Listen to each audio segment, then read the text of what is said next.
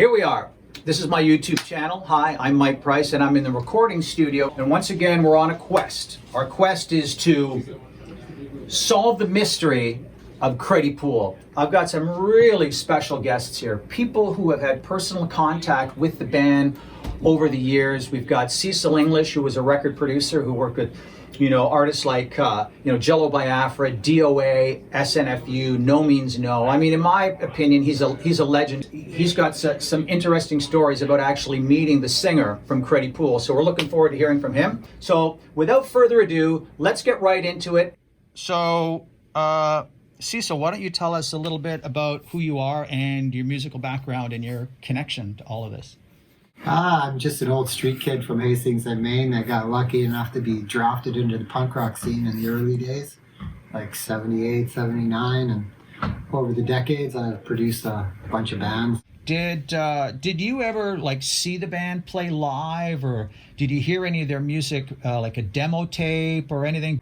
All I know about Creddy Pool was some long-haired, junkie kind of guy told me his name was Silas Marx, showed up at my studio one day when I was working with Jello Biafra and wanted to book studio time, and I tried to throw the guy out, and he whipped out $5,000 and threw it on the console to get me to take him seriously.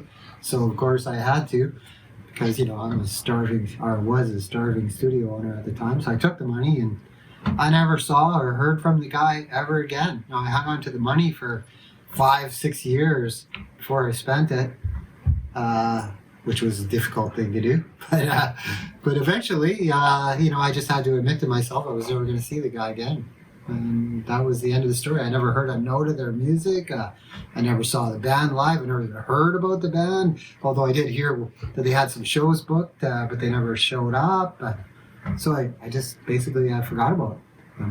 Apparently this guy was like, an Andrew Wood or a Chris Cornell. Apparently he had all the stage presence. The band had everything they needed to go. They had the songs, they had the material, but they couldn't connect the dots. They just couldn't get it together. And I mean, there's also been, speculation that, maybe a band member died. I don't know if it was Silas, the singer.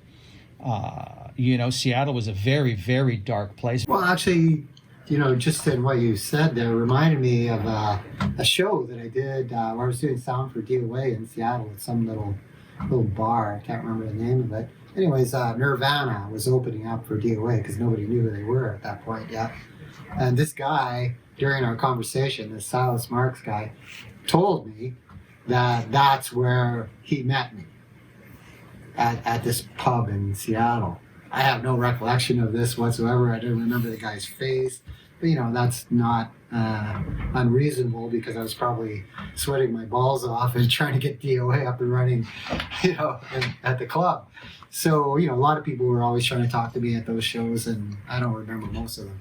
Anyway, so this guy used that as a point of reference while he was trying to get me to book the studio time. But honestly, I never heard a note of their music. He never left me a cassette tape. He never phoned me back. I didn't hear about the band from anybody else.